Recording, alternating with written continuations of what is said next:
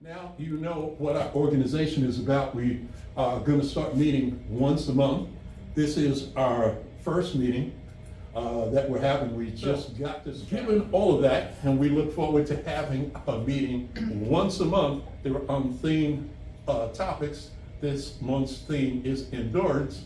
I want to introduce to you our speaker, Tyleik Harris. Come on up, Tyleik.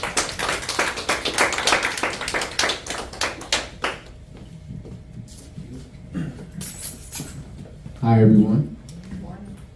How y'all doing this morning? Well, great. Okay. We just gonna go straight into it.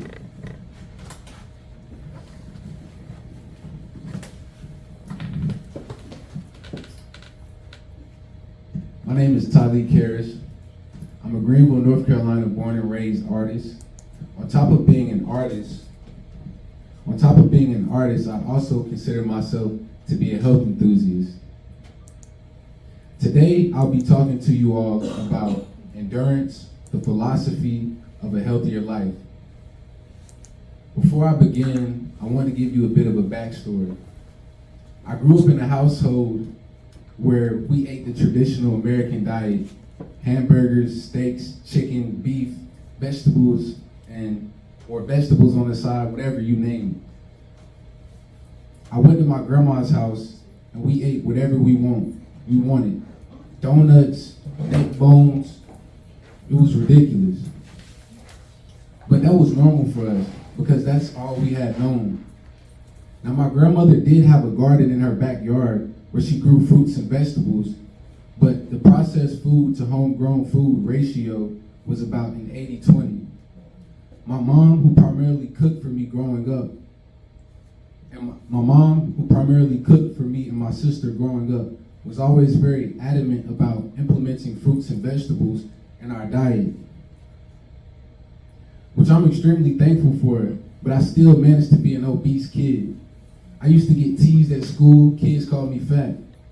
So I decided, before I even knew what the concept of a fast was, I was going to eat nothing but a single slice of watermelon for the entire day. So I said to myself, I can do this for a whole week, and I started to eat a little bit less and less until I become slim. I'll never forget that moment because it taught me how to manage my eating habits, because I no longer wanted to be identified with something I knew I had the natural ability to change. Before my grandmother passed, she was a diabetic. My father, also a diabetic, and my mother, pre-diabetic. This runs in my bloodline. I watched the things that they've eaten and some that I've eaten myself as well, but I didn't want to be a diabetic. So I carried the same mindset as when I was an obese child.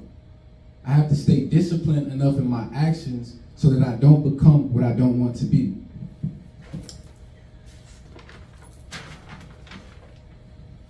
Our body is the most important physical asset that we have. Therefore, it is very important that we pay attention to the foods that we put in our bodies. We live amongst a culture that constantly promotes food wherever we go. Billboards, TV, radio, and our phones. Now, this isn't necessarily a bad thing, but the fact is that most of the corporate companies that control the media do not advertise foods that keep us in good and healthy conditions. Instead, glorifying a culture of fast food. Fast food is very affordable, which typically means that the quality of food is of a lower grade. When I say low grade, I'm speaking of how the quality lacks the nutritional value that our bodies truly desire. How can you expect to be a valuable person if you don't value your body? Not having a healthy diet can manifest in your everyday life in a multitude of ways. The way you walk, talk, visualize, and listen. Today, I'm here to help you unlock endurance, the philosophy of a healthier life. But first, you must know 3 very important keys. The first key, prayer. Your connection to whoever your source is, mine being Jesus Christ, is very important because it solidifies the foundation of whatever it is you seek to achieve. For instance, if you want to achieve If you want to achieve endurance toward a healthier life, you must come before your source and ask him to impart the knowledge that you need to cultivate this way of living that you desire with a genuine heart. Key number 2, faith. You must have faith that God will lead you along this journey toward a healthier life. Always believe that he will align you in the right place at the right time with the right people so that you can acquire the knowledge you need to live this healthier lifestyle. Key number 3, meditation. You must find a place of peace where you can hear the Lord speak to you clearly and concisely. Sitting in nature, listening to sounds is a great way to attain such peace. Once you've attained a sound mind, your ability to observe your thoughts becomes much easier. You're able to understand what God is speaking to you so you can apply this newfound knowledge into a healthier lifestyle. When these 3 keys are put into play, you have now become mindful, which means that you step out into the world newly equipped to unlock any door that is locked. You are no longer as bothered when an obstacle presents itself. Now you go to the grocery store and say, hey, I'm not going to buy this bag of chips or white bread because I know it contains high sodium and high cholesterol content. I'm going to choose to buy fruits and vegetables instead. I've developed a regimen that works very well for my body. I consider myself to eat consciously. My diet mainly consists of fruits, vegetables, and the occasional piece of fish every now and again. I cut out meat, most dairy, refined sugars, and salt because I used to receive something us black folks like to call the itis, which is simply your body telling you that you have depleted it from every ounce of energy that you did have. Food is meant to do the exact opposite, which is bring life to you. It is extremely important that we are mindful of what we are putting in our bodies. My regimen consists of eating 2 to 3 times a day throughout the week, Monday through Friday. I do something light for breakfast, such as a smoothie or oatmeal. Then around lunch, I do a peanut butter banana sandwich on wheat bread with granola and chia seeds. Then for my dinner, a protein bowl with a bed of lettuce, brown rice, chickpeas, onions, plantains, and a tomato sauce that I make from scratch. And of course, I'm drinking at least a gallon or 2 of water daily.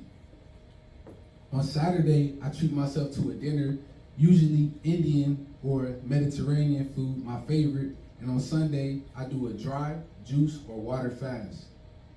This is what currently works for me, but who's to say it won't change and refine as my life does?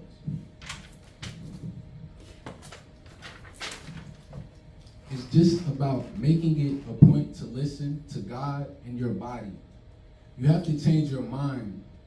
You have to change your spirit. Then you will see and seek the physical manifestation that you want to come to life. When we implement lively foods into our body, we no longer receive the itis, a problem that slows us down. Now we are more inclined to do things such as stretch, go for a bike ride, or jog. All the things that keep us endured toward living a healthier life. Thank you all for listening to me speak. I'm Tyleik Harris, also known as Sound Leak, my musician name. Thank y'all. God bless. Okay, so I want to ask you this.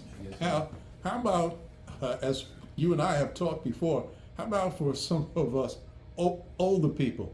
Because now that's what I've tried to work on. You know, I've got my compression socks on because I got the pre-diabetes and legs swelling and this, that, you know, arthritis over here, high blood pressure. And I'm trying to get the diet down under control, eating a lot of salads and you know, basically a lot of times just salads. And the weight really doesn't seem to be dropping off because I can't really exercise like I used to, right, because some of those muscles just aren't really working in that loose. So what do you have as a suggestion for some of us that have gone through these years, like Deshaun was talking about, gone through years of improper diets, ingesting, the only foods that were out there. What can you suggest to some of these people to change their habits or change their health outlook, kind of, if you know what I mean? Once again, I feel like it starts with your mind. Like you have to really want whatever it is that you want. That applies with anything in life. Like you have to, if you don't want it bad enough, it won't happen. And that kind of ties into the law of manifestation. Like whatever you put out into the world, you receive. So if you genuinely want this for yourself, you can make it happen. So on top of changing your mind, I also feel like information. We need the proper information. Once we start seeking for information genuinely wanting to know and wanting to change your life, it'll happen. Like I know that's kind of like blunt, but Yeah. I believe that it's just wanting it. I think you're right about the mindset, because you just made me think about a point.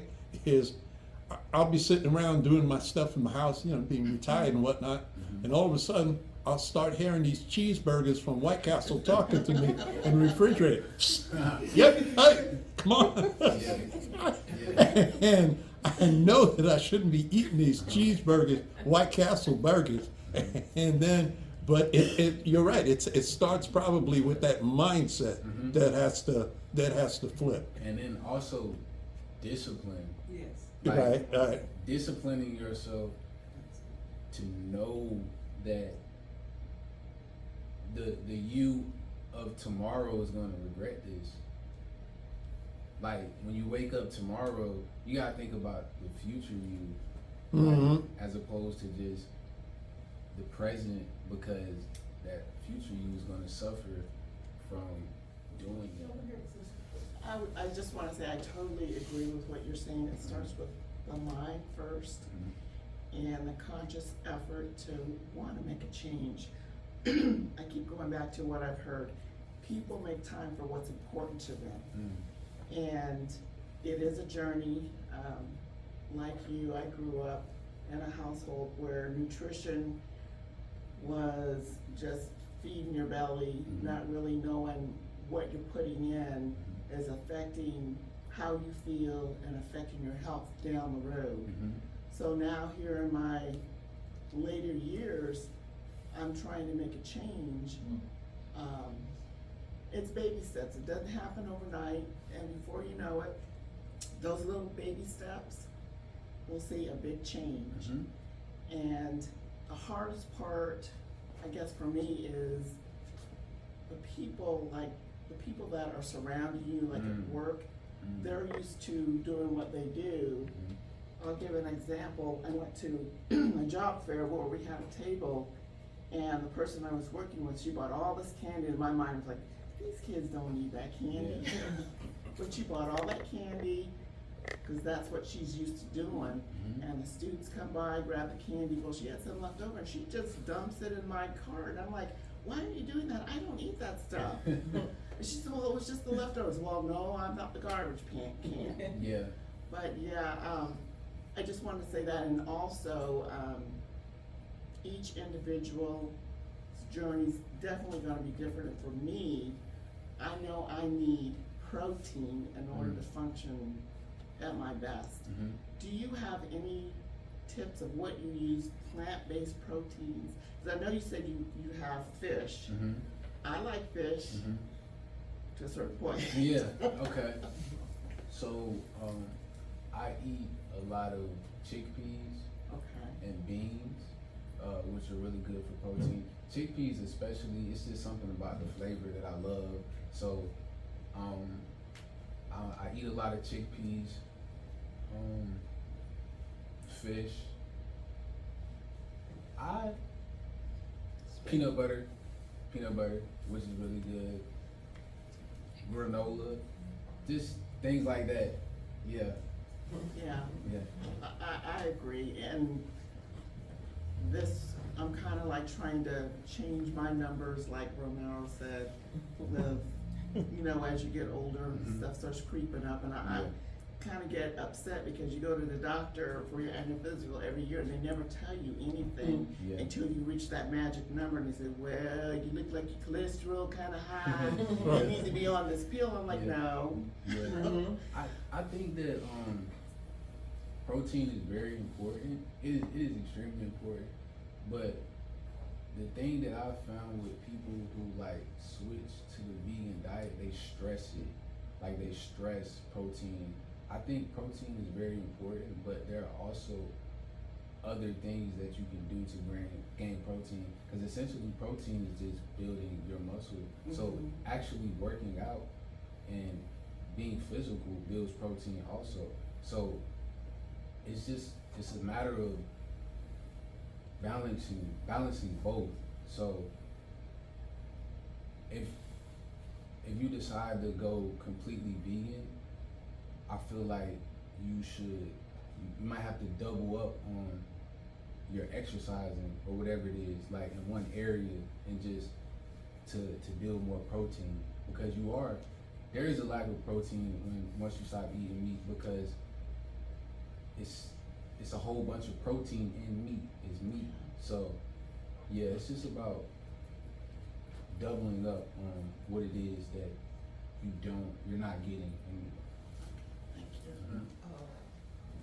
you. You did a wonderful presentation. Thank you.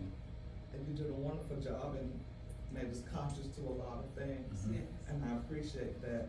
And I believe that our spiritual life and our physical life run parallel.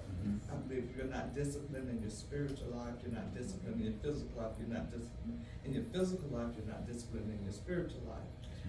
But I grew up eating all those things you say you don't eat anymore. And I raised my children on a lot of those things. We weren't as conscious as we are now. And one of the things that I had learned through surviving cancer is it really works with sugar. And so I'm really struggling to pull away from the refined sugar, the white bread and all that, and that is a struggle for me. So what I decided to do is to start my morning in a spiritual sense, in my meditation and my reading, my scripture and my prayer, and then go do something physical and remind myself of my body that it is a temple and God will require me to answer for not taking care of it. Yes, and once you do something physical, you realize, like once you do something physical and then you feel how much life is in your body, you like, I don't want that ice cream no more. So now you're not even worried about it. So I think that's huge too, like being able to take your mind off of it, whether it's like reading or watching something productive on YouTube, whatever it is you like to watch.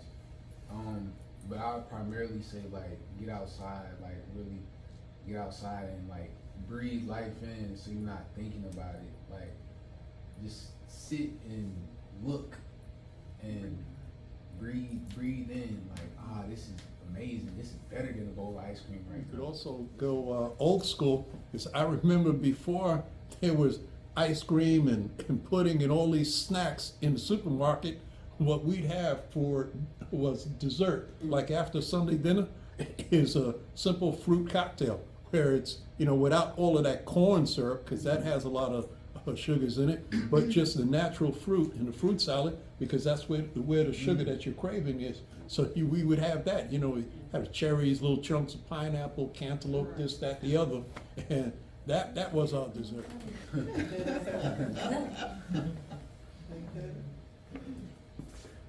Is that everybody's question?